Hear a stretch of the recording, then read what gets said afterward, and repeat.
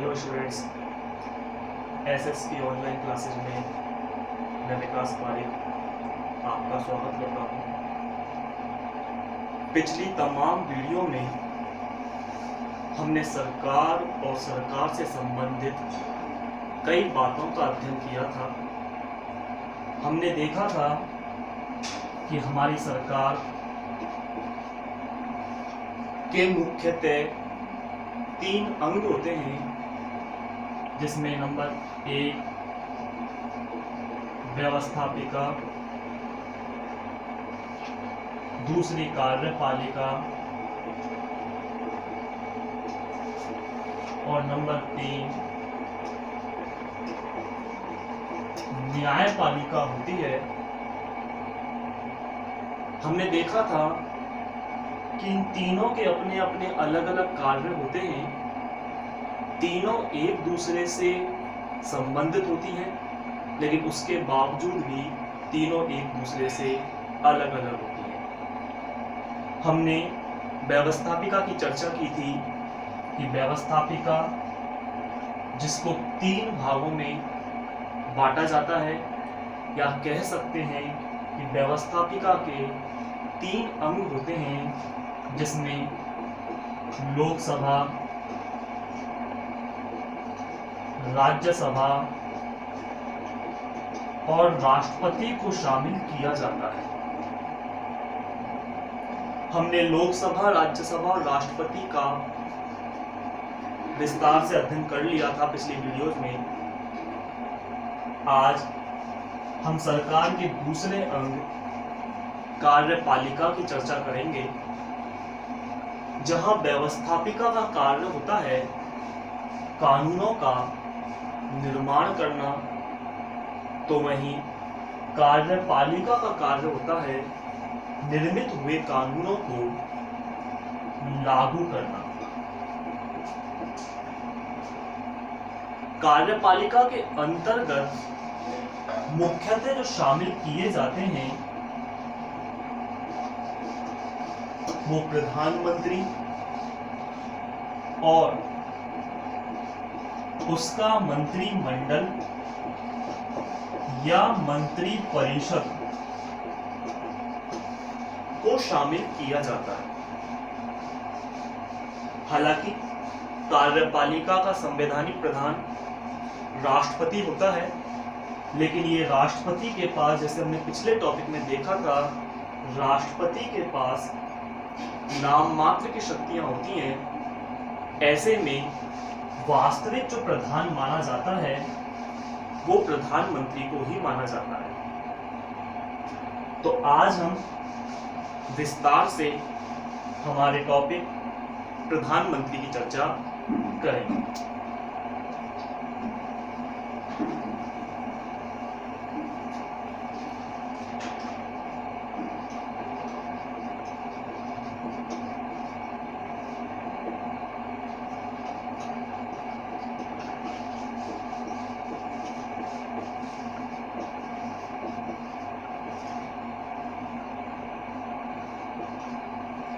ध्यान दीजिए, प्रधानमंत्री क्या है, क्या है इसकी योग्यताएं, कैसे होता है ये निर्मित या नियुक्त, और क्या करता है ये कार्य, उसकी आज विस्तार से चर्चा की जाएगी। प्रधानमंत्री के लिए हमारे देश के संविधान का आर्टिकल 74 अर्थात अनुच्छेद 74 ये कहता है कि राष्ट्रपति की सहायता के लिए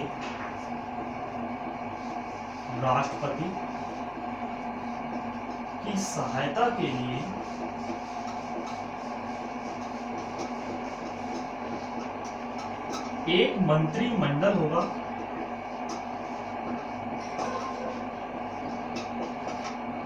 कहता है कि राष्ट्रपति की सहायता के लिए एक मंत्रिमंडल, या हम ये कह सकते हैं एक मंत्री परिषद होगी।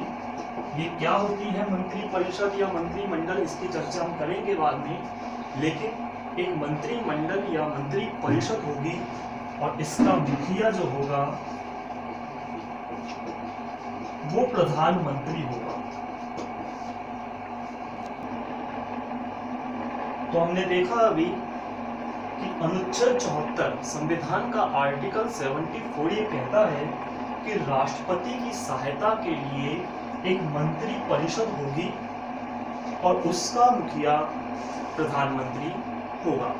अर्थात कहने का आशय जो कार्य किए जाएंगे वो राष्ट्रपति के सलाह से किए जाएंगे, राष्ट्रपति के माध्यम से किए जाएंगे, जिसका परामर्श, जिसकी सलाह प्रधानमंत्री देगा।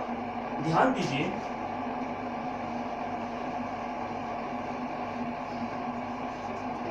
हमारे मूल संविधान के अंतर्गत, मूल संविधान में यह प्रावधान था कि मूल संविधान में ये लिखा गया था कि राष्ट्रपति की सहायता के लिए एक मंत्री परिषद होगी, ये हमने देख लिया अभी।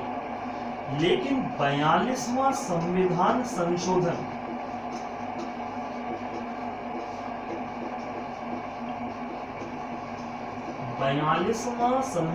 संविधान संशोधन जो 1976 में किया गया था, इस 42वें संविधान संशोधन के तहत कुछ बदलाव किया गया और ये लिखा गया कि राष्ट्रपति जो कार्य करेगा वो प्रधानमंत्री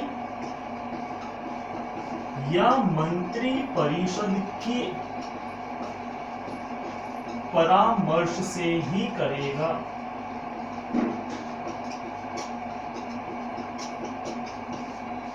अर्थात यहाँ क्या मतलब हुआ, इसे थोड़ा समझिए। यहाँ मतलब ये निकलता है कि प्रधानमंत्री या मंत्री परिषद के परामर्श से ही का मतलब क्या हुआ कि राष्ट्रपति के पास अब अधिकार नहीं रहे।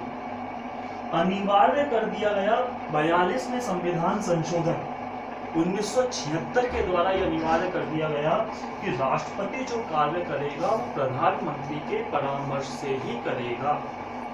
लेकिन समय बीता और एक और संविधान संशोधन हुआ, 44वां संविधान संशोधन 1978 में। मोरारजी देसाई हमारे प्रधानमंत्री थे। मोरारजी देसाई की सरकार के द्वारा एक संशोधन दोबारा से लाया गया 1978 में, फिर संविधान में संशोधन किया गया और इस संविधान संशोधन के अंतर्गत लिख दिया गया कि राष्ट्रपति प्रधानमंत्री के सलाह से कार्य करेगा, लेकिन उसे पुनर्विचार के लिए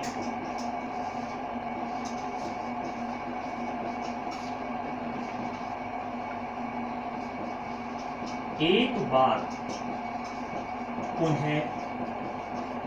लौटा सकेगा। क्या मतलब हुआ, वो समझिए इस चीज को।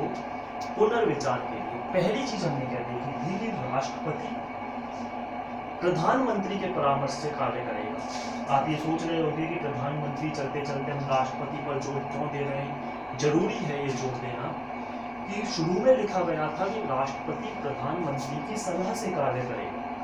मूल संविधान 42वां संविधान संशोधन हुआ 1976 में और उसमें लिख दिया गया कि प्रधानमंत्री के परामर्श से ही कार्य करेगा। अर्थात मूल संविधान में जो अनिवार्यता नहीं थी, उस अनिवार्यता को 42वें संविधान संशोधन के द्वारा लागू कर दिया गया।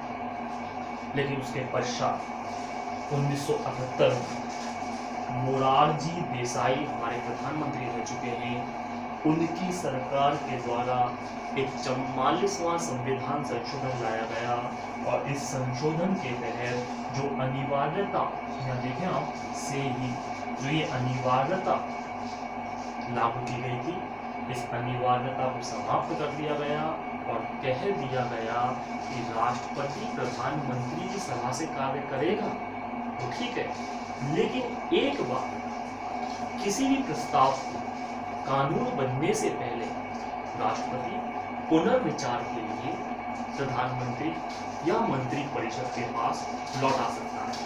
एक बार और अगर मंत्री परिषद पुनर्विचार नहीं करती है, मंत्री परिषद उसे पुनः राष्ट्रपति के पास भेज देती है, तो उस समय राष्ट्रपति मजबूर होंगे प्रधानमंत्री या मंत्री परिषद की सलाह से कार्य करने के। तो ध्यान दीजिए, प्रधानमंत्री के लिए मुख्यतः ये बातें हमारे आर्टिकल 74 के माध्यम से लिखी गई। आइए आगे चर्चा करते हैं।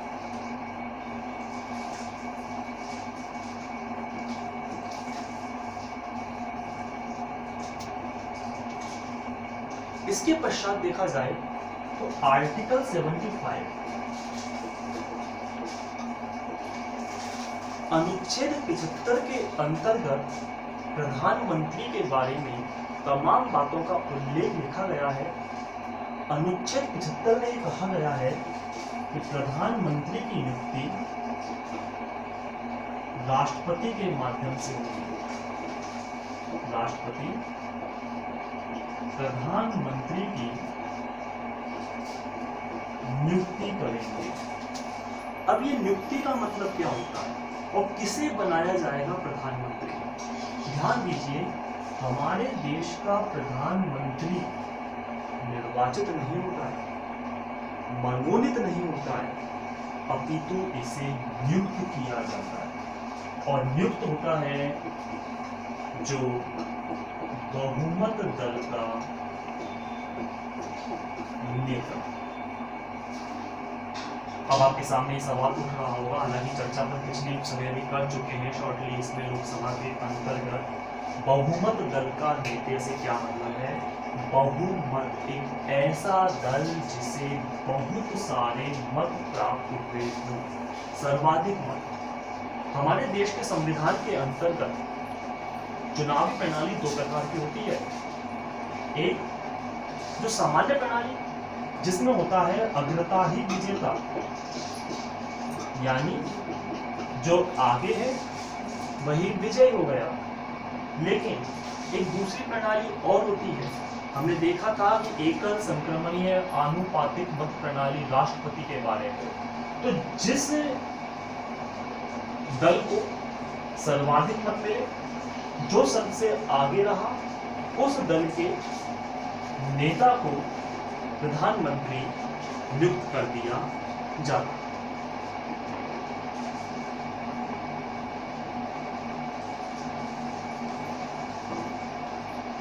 प्रधानमंत्री के लिए क्या योग्यता है? संविधान में प्रधानमंत्री पद की कोई योग्यता नहीं है। प्रधानमंत्री पद के लिए सबसे बड़ी योग्यता है कि वह संसद का सदस्य होना चाहिए। संसद, और संसद में शामिल है लोकसभा और राज्यसभा। यदि लोकसभा या राज्यसभा का यदि मेंबर है तो वह प्रधानमंत्री बनेगा। लेकिन कब? जब वह बहुमत दल का नेता हो। यानी अन्य सदस्यों की भांति या अन्य पदों की भांति इसके लिए संविधान में कोई न्यूनतम आयु या अन्य ऐसे कोई प्रावधान नहीं है। न्यूनतम आयु किस लिए नहीं? क्योंकि संसद के दो सदन, लोकसभा और राज्यसभा, लोकसभा की न्यूनतम आयु 25 वर्ष और राज्यसभा की 30 वर्ष। इन दोनों में से किसी का मेंबर होना चाहिए। अब यहाँ दोनों की न्यूनतम आयु कौन सी है? 25। तो ऐसे में प्रधानमंत्री के लिए भी न्यूनतम आयु क्या हो सकती है? 25। लेकिन ध्यान रखें, संविधान के अंतर्गत इस बात का कहीं कोई उल्लेख नहीं है कि प्रधानमंत्री के लिए न्यूनतम आयु 25 ही होनी चाहिए। प्रधानमंत्री के लिए सिर्फ ये लिखा गया है कि वह संसद का सदस्य होना चाहिए। क्लियर हुआ आपको इतनी चीजें?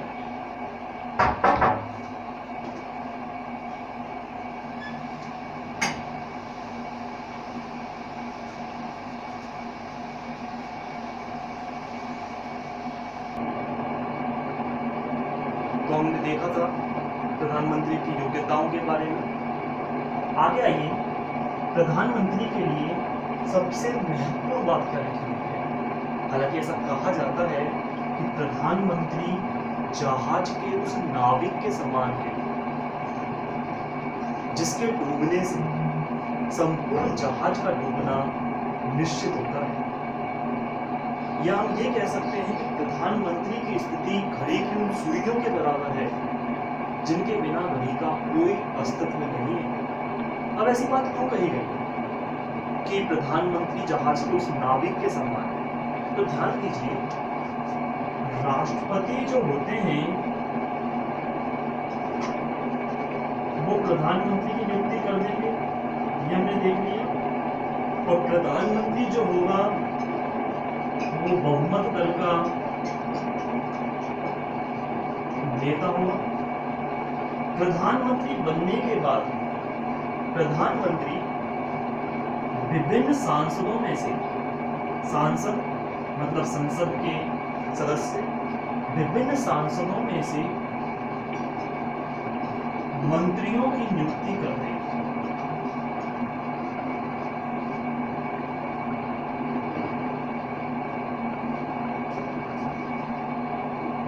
मंत्रियों की नियुक्ति करते हैं। कौन सा पद किसे देना है, जैसे रक्षा मंत्री कौन बनेगा, विदेश मंत्री कौन बनेगा, स्वास्थ्य मंत्री कौन बनेगा, ऐसे तमाम मंत्रालय जो है वो मंत्रालय किस किस मेंबर को देने हैं ये तय करता है हमारे देश का प्रधानमंत्री। लेकिन उन्हें नियुक्त राष्ट्रपति के माध्यम से किया जाता है। यहाँ देखिए, यहाँ राष्ट्रपति के पास कोई पावर नहीं है। प्रधानमंत्री जिन सांसदों के लिए कह देगा कि इन सांसदों को ये मंत्री पद देना है, कि इसे रक्षा मंत्री बनाना है, इसे विदेश मंत्री बनाना है, इसे वित्त मंत्री बनाना है, इसे स्वास्थ्य मंत्री बनाना है, तो राष्ट्रपति इसमें कोई हस्तक्षेप नहीं कर सकता। राष्ट्रपति सिर्फ इनकी नियुक्ति करेगा। राष्ट्रपति के पास कोई अधिकार नहीं है। प्रधानमंत्री कह देगा कि ये सारे व्यक्ति मंत्री बनेंगे और राष्ट्रपति उन्हें मंत्री पद पर नियुक्त कर देंगे। यही कारण है कि राष्ट्रपति को नाम मात्र का प्रधान कहा जाता है। नाम मात्र का प्रधान, क्योंकि काम तो सारे इसके नाम से होंगे, लेकिन करता है कि इसके पास कोई अधिकार नहीं है, इसीलिए इसे नाम मात्र का प्रधान कहा जाता है। तो प्रधानमंत्री की योग्यताओं के साथ हमने देखा कि प्रधानमंत्री कार्य क्या करते हैं। प्रधानमंत्री मंत्रियों की नियुक्ति करने का कार्य करते हैं।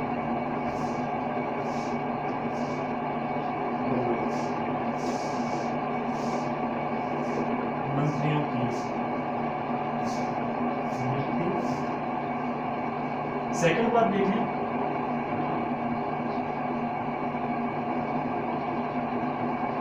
मंत्रियों के मध्य कार्यों का बंटवारा करने का काम भी प्रधानमंत्री का होता है।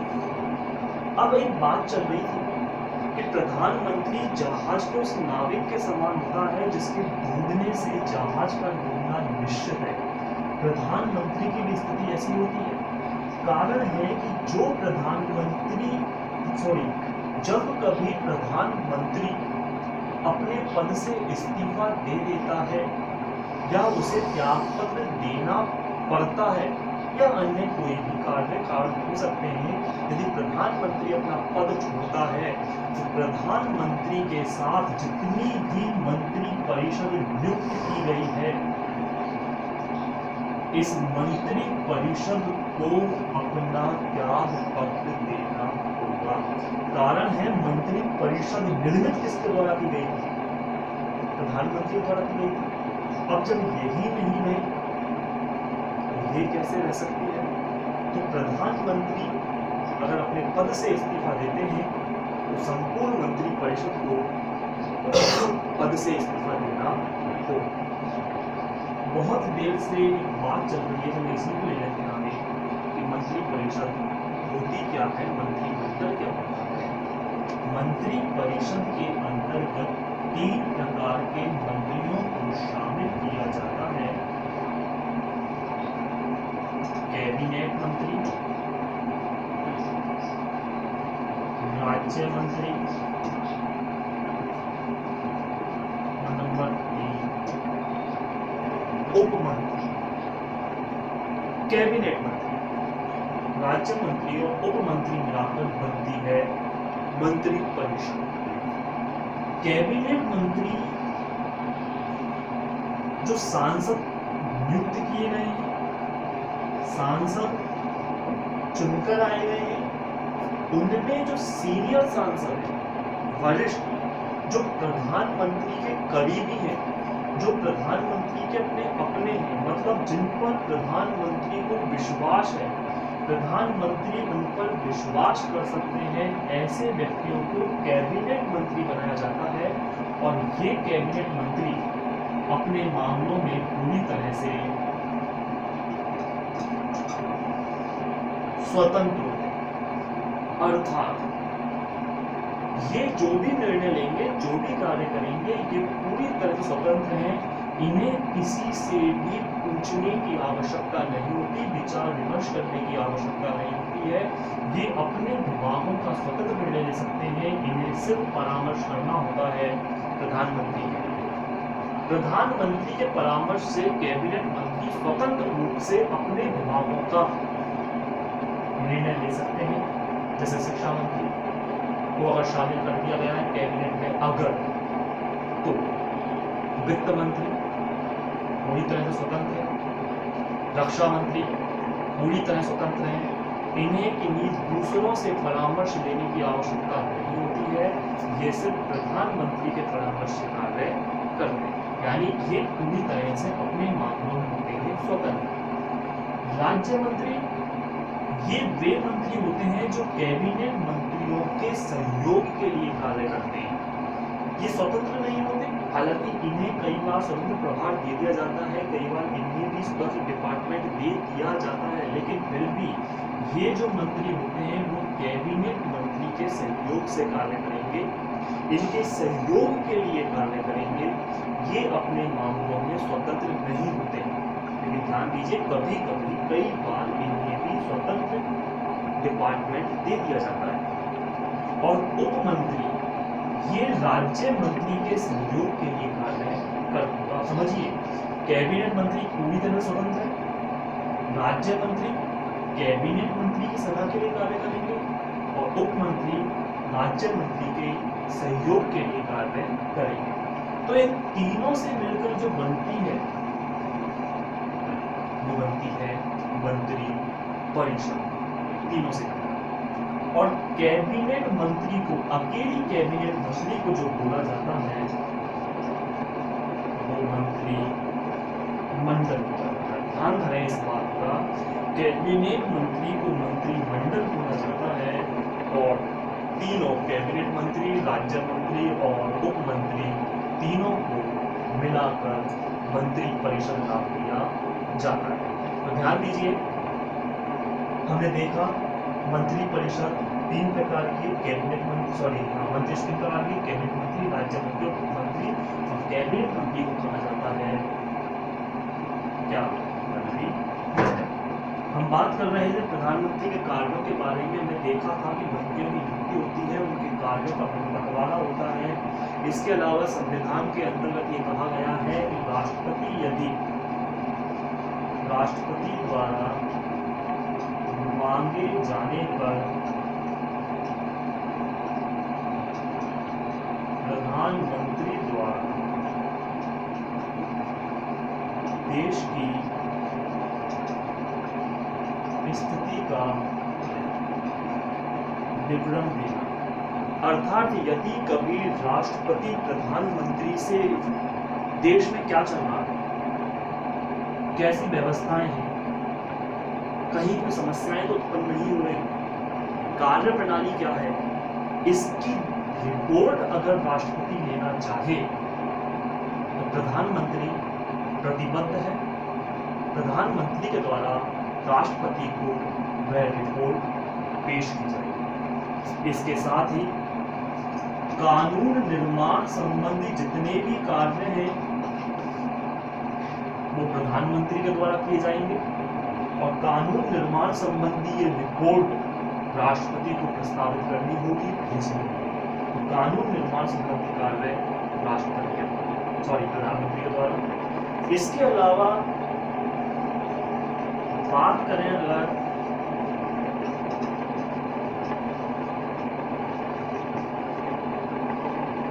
अंतरराष्ट्रीय संबंधों की, दो देशों के मध्य विचार विमर्श करना, संधि करना, वार्ता करना, यदि दो देशों के मध्य भी कार्य करना है तो ये दो देशों के मध्य कार्य भी प्रधानमंत्री के द्वारा ही किए जाएंगे।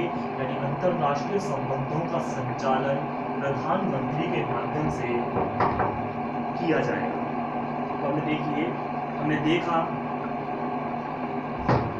प्रधानमंत्री, मंत्रियों की नियुक्ति, कार्यों का बंटवारा, राष्ट्रपति द्वारा मांगे जाने पर प्रधानमंत्री द्वारा देश की स्थिति का विवरण देना, कानून निर्माण और अंतरराष्ट्रीय संबंधों का संचालन। ऐसे तमाम और भी कार्य हैं, लेकिन हम ज्यादा विस्तार से नहीं जा रहे हैं।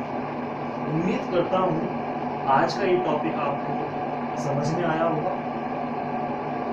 आगे टॉपिक को देखने के लिए पढ़ते रहिए एसएससी ऑनलाइन क्लासेज और घर में रहकर बेहतर तैयारी करते रहिए।